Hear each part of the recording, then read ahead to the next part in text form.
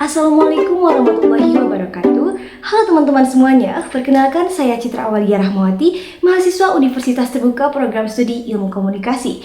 Di video ini saya akan menjawab tugas ke-1 di sesi 3 mata kuliah Logika.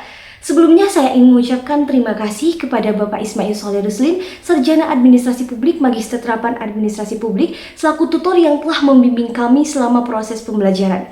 Semoga penjelasan ini dapat memberi manfaat dan membantu teman-teman dalam memahami materi ini.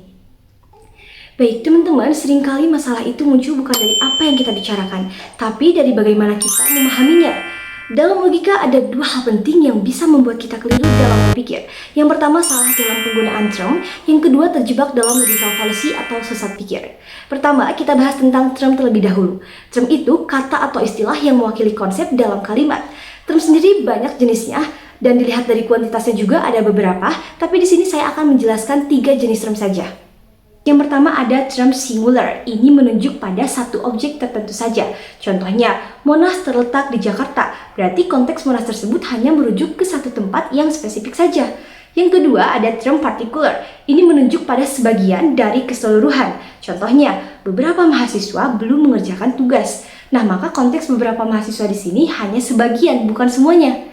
Selanjutnya ada term universal. Ini mencakup semua anggota dalam kelompoknya tanpa pengecualian. Contohnya, semua mahasiswa harus mengikuti ujian akhir. Maka konteks semua mahasiswa di sini mencakup semuanya tanpa pengecualian. Yang kedua, kita masuk ke pembahasan logical fallacy. Jadi logical fallacy itu kesalahan dalam cara berpikir atau menyusun argumen. Jadi ini tuh terjadi saat seseorang membuat kesimpulan yang kelihatannya tuh masuk akal tapi sebenarnya keliru. Ya karena dia melanggar aturan logika. Baik teman-teman, logical fallacy juga ada beberapa jenis, tapi di sini aku mau menjelaskan 3 aja sesuai dengan apa yang sudah aku pelajari. Yang pertama ada formal fallacy. Ini tuh kesalahannya terjadi pada struktur logikanya. Contohnya, premis 1, semua mahasiswa suka kopi.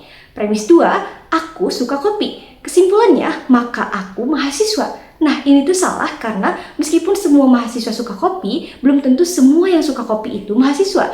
Maka contoh yang benarnya itu seperti ini. Yang kedua ada material fallacy, jadi kesalahannya itu terjadi pada isi argumennya yang tidak relevan. Contohnya, dia pasti pintar karena dia memakai kacamata. Nah ini tuh argumennya tuh nggak logis, karena memakai kacamata itu nggak ada hubungannya langsung dengan kepintaran. Yang ketiga, verbal fallacy. Jadi ini tuh kesalahan terjadi karena penggunaan katanya yang ambigu. Contohnya, dia adalah orang yang sangat pintar.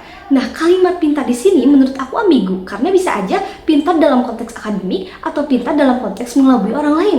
Maka tanpa penjelasan yang lebih lanjut, kita akan kebingungan kan pintar yang dimaksud itu dalam kalimat tersebut itu apa gitu, sehingga bisa aja menyesatkan pembaca atau maksudnya itu nggak jelas.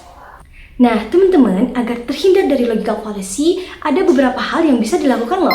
Yang pertama, pahami dasar-dasar logika agar kita bisa mengenali pola pikir yang benar. Yang kedua, gunakan istilah yang jelas dan tidak membingungkan. Yang ketiga, pastikan kesimpulan benar-benar mengikuti premisnya. Yang keempat, latih terus kemampuan berpikir agar argumen kita semakin tajam. Sekian penjelasan dari saya, terima kasih sudah menyimak. Wassalamualaikum warahmatullahi wabarakatuh.